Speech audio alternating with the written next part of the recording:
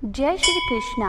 भगवान विष्णु जी, माता लक्ष्मी जी और माँ तुलसी जी का आशीर्वाद आप पर और आपके सारे परिवार पर हमेशा बना रहे और आपकी हर मनोकामना पूर्ण हो।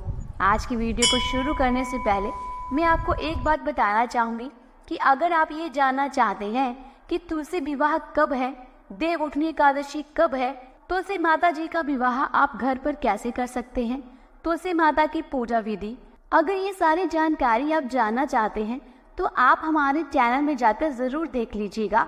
वीडियो अपलोड हो चुकी है। देखिए, पौराणिक मान्यताओं के अनुसार सबसे पहले आंवला नवमी के दिन माँ लक्ष्मी जी ने आंवले के वृक्ष की पूजा की थी और उसके नीचे भगवान विष्णु और भगवान शिव को भोजन कराया था। इसके विषय में जो पौराणिक कथा है उसके बारे में एक बार माँ लक्ष्मी जी भ्रमण करने की इच्छा से धरती पर आईं और धरती पर आकर उनके मन में इच्छा हुई कि वो भगवान विष्णु और भगवान शिव की एक साथ पूजा करें, किंतु दोनों की पूजा एक साथ कैसे की जाए ये तो असंभव था। अब वो यही सोच रही थी कि तभी उनके मन में विचार आया कि भगवान शिव को बेल बहुत प्रिय है और भगवान विष्णु जी को तुलसी जी, और आंवले में इन दोनों के ही गुण उपस्थित हैं, अर्थात ये दोनों को ही प्रिय हैं। और ऐसा विचार कर उन्होंने आंवले के वृक्ष को भगवान विष्णु और भगवान शिव का प्रतीक मानकर उसकी पूजा की। उनकी इस पूजा से भगवान शिव और भगवान विष्णु दोनों प्रसन्न हुए, उनके सामने प्रकट हुए। माँ लक्ष्मी जी ने उनको आंवले के वृक्ष के नीचे ही भोजन कराया और फिर स्वयं ही भोजन किया। ऐसी मान्यता है कि तभी से आंवले के वृक्ष की पूजा और उसके पास बैठकर ही भोजन करने की परंपरा शुरू हो गई। आंवला नवमी के दिन आंवले के पेड़ की पूजा करने से घर परिवार के सभी सदस्य स्वस्थ और निरोगी रहते हैं, सुख सौभाग्य में वृद्धि होती है, धन धान्य में वृद्धि के साथ साथ सभी मनोकामनाएं भी पूर्ण होती हैं। आंवला नवमी का व्रत विशेषकर महिलाओं द्वारा संतान प्राप्ति की कामना से किया जाता है, लेकिन कोई भी कुंवारी कन्या या कोई भी मनुष्य आंवला नवमी की पूजा कर सकता है। मान्यता है कि भगवान विष्णु, भगवान शिव और देवी लक्ष्मी जी का आशीर्वाद पाने के लिए आंवला नवमी के दिन आंवले के वृक्ष की पूजा पूरे विधि विधान से करनी चाहिए। आज की वीडियो में मैं आपको सुनाऊंगी आंवला नवमी के दिन सुनी जाने वाली 3 पौराणिक कथाएं। इनमें से पहली कथा के अनुसार प्राचीन समय में एक बहुत ही दानवीर राजा हुआ करता था। उसका नाम आंवलिया था और उसका नियम था कि वो हर दिन सोने के 1 मन आंवले लोगों को दान करने के बाद ही भोजन ग्रहण किया करता था। राजा के द्वारा इतना सोना दान करने से राजा के पुत्र और पुत्र वधू दोनों बड़े परेशान रहने लगे। एक दिन राजा के पुत्र वधू ने अपने पति से कहा कि यदि इसी प्रकार महाराज स्वर्ण दान करते रहे तो सारा राजकोष तो खाली हो जाएगा, फिर हम लोगों का क्या होगा। राजकुमार को अपनी पत्नी की बात बिल्कुल सही लगी और अपनी पत्नी की बातों में आकर उसने अपने पिता की राजगद्दी पर कब्जा करके उन्हें राज्य से निकाल दिया। राज्य से निकाले जाने के बाद राजा और रानी चलते चलते एक वन में पहुंचे। उस दिन स्वर्ण दान न कर पाने के कारण राजा ने भोजन भी नहीं किया।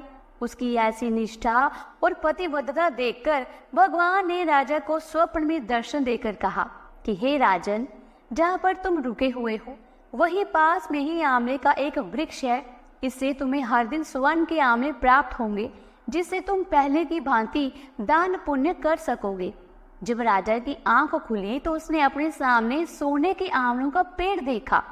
ये देखकर वो बड़ा प्रसन्न हो गया। अब उसने पहले की भांति हर दिन 1 मन सोने के आंवले का दान करना शुरू कर दिया। और फिर कुछ समय बाद उस राजा ने जंगल में ही महल बनाकर वहां पर रहना शुरू कर दिया। धीरे धीरे वहां पर उसने बहुत सुंदर नगर भी बसा लिया। उधर राजा के पुत्र ने जिस राज्य पर कब्जा किया वह राज्य उसे जाता रहा और उसकी हालत बहुत ही बदतर होती चली गई। धीरे धीरे वह भिखारी बन गया। भिखारी बनने के बाद जब उसके पास खाने पीने का कोई सामान बाकी नहीं रहा तो वो इधर उधर जाकर भिक्षा में जो कुछ मिलता उसे खाकर ही अपना गुजारा करता रहा। भटकते भटकते वो अपने पिता के नगर में पहुंच गया। राजा रानी ने अपने पुत्र और पुत्र वधू को पहचान लिया और उनको ऐसी अवस्था में देखकर उन्हें बहुत दुख हुआ। जब राजा के पुत्र ने अपने पिता का वैभव देखा तो देखता ही रह गया। उसने अपने माता पिता से क्षमा मांग ली। तब राजा रानी ने भी अपने पुत्र और बहू को क्षमा कर दिया। इसके बाद वह सब बड़े सुखी से रहने लगे। ऐसा कहा जाता है कि आंवला नवमी के दिन आंवले का दान करने से बहुत पुण्य मिलता है। जीवन में फिर कभी दरिद्रता नहीं देखनी पड़ती। आंवला नवमी की दूसरी कथा सुनने से पहले आप सबसे मेरी एक विनती है कि ऐसे ही धार्मिक भरी वीडियोस को देखने के लिए हमारे चैनल को सब्सक्राइब करके बेल आइकन के बटन को जरूर प्रेस कीजिएगा, क्योंकि आपके सहयोग से ही हमें ऐसी धार्मिक भरी वीडियोस बनाने के लिए प्रोत्साहन मिलता है। आइए अब सुनते हैं आंवला नवमी की दूसरी कथा। प्राचीन समय में काशी नाम की नगरी में एक वैश्य अपनी पत्नी के साथ रहता था। वैश्य बहुत ही धार्मिक और सदाचारी था, किंतु उस वैश्य की कोई भी संतान नहीं थी। इस कारण से वो और उसकी पत्नी बहुत दुखी रहते थे। संतान प्राप्ति के लिए उन दोनों ने बहुत उपाय किए, परंतु उन्हें संतान सुख नहीं मिल पाया। फिर एक दिन किसी ने उन्हें बताया कि अगर तुम संतान प्राप्ति की कामना से भैरव बाबा को किसी बालक की बलि चढ़ा दोगे तो तुम्हें संतान अवश्य प्राप्त होगी। धर्मात्मा वैश्य ने जब ये सुना तो उसने साफ इनकार कर दिया कि मैं किसी बालक की बलि नहीं दे सकता। किंतु उसकी पत्नी ये सुनकर मन ही मन ऐसा करने की ठान ली।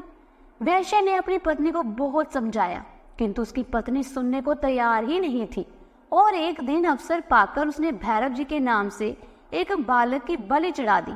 एक बालक की हत्या करने के कारण वो पाप की भागीदार बन गई और देखते ही देखते उसके पूरे शरीर में कोढ़ हो गया।